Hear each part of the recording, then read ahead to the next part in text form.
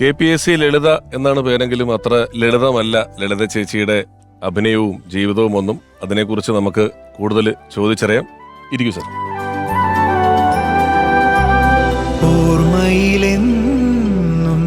യാദൃശ്യമായിട്ട് ഇപ്പോ നാടകത്തെക്കുറിച്ചൊരു സിനിമ എടുക്കുമ്പോൾ ലളിത ചേച്ചി നിർബന്ധമാണ് എന്ന് പറഞ്ഞു. ഞാനിപ്പോൾ ആമുഖത്തിലും പറഞ്ഞു, KPSC പോലൊരു വലിയ നാടക ട്രൂപ്പിൽ നിന്നാണ് ലളിത ചേച്ചിയുടെ വരവ്. ഒരു നാടക നടനെയോ നടിയോ സംബന്ധിച്ചിടത്തോളം സിനിമ പോലെ ഒരു ക്ലോസ് ഷോട്ട് ഇല്ല, അതിന്റെ ഫേസിന്റെ ഒരു അത്രയും വലിയ എൻലാർജ്ഡ് വെർഷൻ ഇല്ല. ഉത്സവപ്പറമ്പിന്റെ ഏറ്റവും പുറകിൽ നിൽക്കുന്ന ഒരാൾക്ക് വരെ അവരുടെ ഒരു എക്സ്പ്രഷൻ കാണണമെന്നുള്ളത് കൊണ്ട് അഭിനയത്തിന്റെ ഒരു അസ്വാഭാവികമായ അതിഭാവുകത്വം സ്വാഭാവികമായിട്ട് അവരങ്ങനെ ചെയ്തേ പറ്റുള്ളൂ. പക്ഷെ ലളിത ചേച്ചിയെ സംബന്ധിച്ചിടത്തോളം ആദ്യകാലങ്ങളിൽ സിനിമയിൽ തന്നെ ഇത്തിരി എല്ലാവരും കയറ്റി അഭിനയിച്ചുകൊണ്ടിരുന്ന ഒരു കാലത്ത് തന്നെ വളരെ സ്വാഭാവികമായ ഒരു അഭിനയ ശൈലി കൈമുതലായിട്ടുള്ള ആളായിരുന്നു. അതിനെക്കുറിച്ച് എപ്പോഴെങ്കിലും ചിന്തിക്കുകയോ ഡിസ്കസ് ചെയ്യുകയോ ചെയ്തിട്ടുണ്ടോ? അതെങ്ങനെയാണ് വന്നതെന്നുള്ളത് ആലോചിച്ചിട്ടുണ്ടോ? ഒരുപാട് തവണ ഞാൻ ചേച്ചിയുടെ കാര്യങ്ങൾ സംസാരിച്ചിട്ടുണ്ട്. ഞാൻ ഓർക്കുന്നത്, ഞാൻ എൻ്റെ വിദ്യാർത്ഥി ജീവിതം മുതൽ ചേച്ചി സിനിമയിൽ അഭിനയിക്കുന്നത് കണ്ടിട്ടുള്ള ആളാണ്. മാത്രമല്ല ചേച്ചി നാടകത്തിൽ അഭിനയിച്ചതും കണ്ടിട്ടുണ്ട്. കണ്ടിട്ടുണ്ട്. അതാണ് എനിക്ക് തമാശ. കൂട്ടുകുടുംബം എന്ന് പറഞ്ഞിട്ട് നാടകമുണ്ട്. അത് പിന്നീട് സേതുമാൻ സാർ സിനിമയാക്കി KPSCയുടെ. ആ നാടകം കൊടുങ്ങല്ലൂർ എൻ്റെ നാട്ടിൽ അവതരിപ്പിച്ചിരുന്നു ഒരിക്കലും. അപ്പം ഞാനന്ന് ഈ നാടകങ്ങൾ, പ്രത്യേകിച്ച് പ്രൊഫഷണൽ നാടകങ്ങൾ അവതരിപ്പിക്കുമ്പോൾ കാണാൻ പോകുന്നൊരു ശീലം എനിക്കുണ്ടായിരുന്നു. സ്കൂൾ കാലഘട്ടത്തിലും കോളേജ് കാലഘട്ടത്തിലും ഒക്കെ തന്നെ ഞാൻ നാടകം കാണുമായിരുന്നു. അല്ല, ആ കാലഘട്ടത്തിൽ എൻ്റെ രൂപത്തിന് ആ നാടകമൊക്കെ വന്നാൽ എല്ലാവരും പോകും. അതൊരു ഇവന്റ് ആണ്, ഭയങ്കര. നിങ്ങൾ എന്നെ കമ്മ്യൂണിസ്റ്റാക്കി പോലുള്ള നാടകങ്ങളൊക്കെ തന്നെ ഞാൻ അന്ന് കണ്ടിട്ടുണ്ട്. KPSCയുടെ അവർ അവതരിപ്പിച്ച് കണ്ടിട്ടുണ്ട്. പക്ഷെ ഞാൻ ഓർക്കുന്നത് ഈ കൂട്ടുകുടുംബം എന്ന് പറയുന്ന നാടകത്തിൽ ചേച്ചി അഭിനയിച്ച ഓർമ്മയുണ്ട്. പക്ഷെ കഥാപാത്രത്തിന് പേരൊന്നും എനിക്ക് ഓർമ്മയില്ല കേട്ടോ. വളരെ ശ്രദ്ധേയമായൊരു വേഷമായിരുന്നു. അപ്പം അന്ന് ഞാനന്ന് സ്കൂൾ ക്ലാസ് 8ലോ അങ്ങനെയൊക്കെ പഠിക്കുന്ന സമയത്താണ് അത് വന്നത്. അത് കഴിഞ്ഞിട്ട് അത് അധികം വൈകാതെ സിനിമയായി. സേതുമാൻ സാറാണ് ആ സിനിമ സംവിധാനം ചെയ്തത്. ഉദയയുടെ പടമായിരുന്നു. കുഞ്ചാക്കോ നിർമ്മിച്ചിട്ട് സേതുമാൻ സാറ് സംവിധാനം ചെയ്ത് അത് സിനിമ വന്നു. നമ്മൾ ആ പാട്ടൊക്കെ കേട്ടിട്ടുണ്ടാവും, തങ്കഭസ്മക്കുറിയുടെ പാട്ടൊക്കെ ഉള്ള ആ സിനിമ. ആ സിനിമയിൽ ലളിത ചേച്ചി അഭിനയിച്ചിരുന്നു. അപ്പോൾ അതൊരു അനുഭവമാണ്. കാരണം നാടകത്തിൽ കണ്ട ആളെ സിനിമയിൽ കാണുന്നു എന്ന് പറയുന്നത് ഒരു വലിയ സന്തോഷമല്ലേ.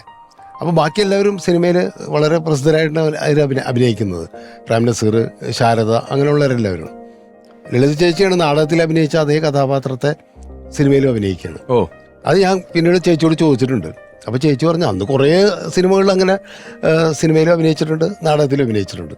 അപ്പോൾ അത് നമ്മുടെ ഓർമ്മയിൽ ഇങ്ങനെ നിൽക്കുന്ന ഒരു കാര്യമാണ്. പിന്നെ ഞാൻ അന്ന് ഏറ്റവും കൂടുതൽ ഞാൻ കണ്ടിട്ടുള്ളത് ഒന്ന് തോപ്പിൽ ബാസിയുടെ നാടകത്തിലുണ്ടാവും, സിനിമയിലും ഉണ്ടാവും. പിന്നെ സേതുമാൻ സാർ എനിക്ക് തോന്നുന്നത് മിക്കവാറും ഇപ്പോൾ യക്ഷി എന്ന് പറഞ്ഞ പടത്തിലുണ്ട്. അതിനുശേഷം അനുഭവങ്ങൾ പാളിച്ചകൾ ചിലപ്പോൾ ഓർമ്മയുണ്ടാവും. കല്യാണി കളവാണി എന്ന് പറഞ്ഞിട്ടൊരു പാട്ടുണ്ട്. ചേച്ചിനെ ആൾക്കാർ കൂടുതൽ ശ്രദ്ധിക്കുന്നത് ആ സിനിമയിലാണ്.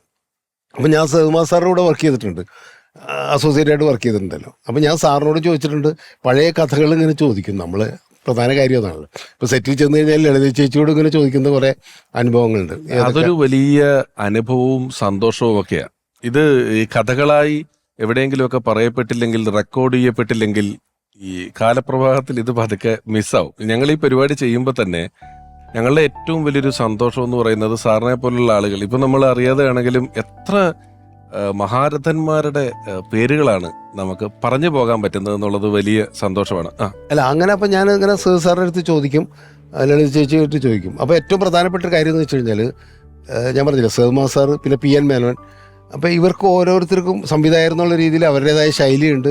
ആ സ്കൂളുകളിലൊക്കെ നമ്മൾ പഠിച്ചിട്ടുള്ളതുകൊണ്ട്, ഇവരിൽ നിന്നൊക്കെ പഠിച്ചു വന്നിട്ടുള്ളതുകൊണ്ട് തന്നെ പ്രധാനമായിട്ട് PN മേനോൻ പറയുന്നൊരു കാര്യമാണ്, ഈ നാടകത്തിൽ അഭിനയിക്കുന്ന ആൾക്കാരൊക്കെ സിനിമയിൽ വന്നു കഴിഞ്ഞാൽ ഭയങ്കര ബോറാണ്, ഓവറായിട്ട് അഭിനയിക്കും.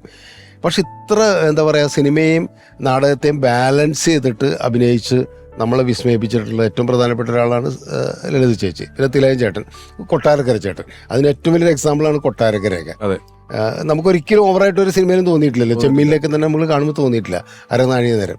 അപ്പോൾ എനിക്ക് തോന്നുന്നത് അവർ അത് പ്രാക്ടീസ് ചെയ്തതിൻ്റെ പുറകിൽ സിനിമ എന്ന് പറയുന്ന മാധ്യമം, ക്യാമറയുടെ മുമ്പിൽ ഈ സൂക്ഷ്മമായിട്ടുള്ള അഭിനയം പെട്ടെന്ന് ഓഡിയൻസിലേക്ക് എത്തും എന്നുള്ളൊരു തിരിച്ചറിവ്, അത് സ്വതസിദ്ധമായിട്ട് അവരുടേതായ അഭിനയ ശൈലി ഉള്ളതുകൊണ്ടും പിന്നെ അവരതിനുവേണ്ടി പ്രാക്ടീസ് ചെയ്തുള്ളത് കൊണ്ടാണ്. ചില ആൾക്കാർക്ക് അത് മനസ്സിലാവില്ല.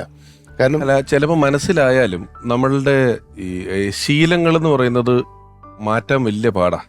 നമ്മൾ ഒരു സ്വിച്ച് ഇടുന്നതാണെങ്കിലും ഒരു മൊബൈലിന്റെ കാര്യത്തിൽ പോലും ശീലം മാറ്റുക എന്ന് പറയുന്നത് ബ്രെയിനിന് ഏറ്റവും സ്ട്രെയിൻ വരുന്ന ഒരു സ്ഥലമാണ്. അതിനുള്ള ഒരു എക്സ്പീരിയൻസ് ഉണ്ടെങ്കിൽ ഇത് അല്ല അതൊക്കെ തന്നെ ആയിരിക്കാം. ലളിത ചേച്ചി നമ്മൾ പറയുമ്പോൾ മലയാള സിനിമയിൽ തന്നെ നാടകരംഗത്ത് നിന്ന് ഒരുപാട് പേര് സിനിമയിൽ വന്നിട്ട് സ്വാഭാവികമായ അഭിനയം കൊണ്ട് നമ്മൾ വിസ്മയിപ്പിച്ചിട്ടുണ്ട്. പക്ഷെ ഫീമെയിൽ എന്നുള്ള രീതിയിൽ സ്ത്രീകളിൽ ഏറ്റവും കൂടുതൽ നാടകത്തിൽ നിന്ന് വന്നിട്ട് സ്വാഭാവിക അഭിനയം കൊണ്ട് നമ്മളെ അത്ഭുതപ്പെടുത്തിയിട്ടുള്ളത് ലളിത ചേച്ചി തന്നെയാണ്, യാതൊരു സംശയമില്ല. ലളിത ചേച്ചിയുടെ ഒരു ശൈലിയുണ്ട് സംഭാഷണത്തിൽ. നമുക്കറിയാലോ, നമുക്ക് ലളിത ചേച്ചിയുടെ മുഖം കാണേണ്ട കാര്യമില്ല, ആ സംഭാഷണം കേട്ട് കഴിഞ്ഞാൽ തന്നെ ലളിത ചേച്ചിയുടെ എക്സ്പ്രഷൻ എന്താണെന്ന് നമുക്ക് ഊഹിക്കാൻ പറ്റും, ഇല്ലേ? അങ്ങനെ ഒരു മൂളലുണ്ടെങ്കിൽ പോലും അത് KPS ലളിതയാണെന്ന് തിരിച്ചറിയാൻ പറ്റുന്ന രീതിയിൽ ഐഡൻറ്റിറ്റി ഉള്ള ഒരു ആക്ടറായിരുന്നു.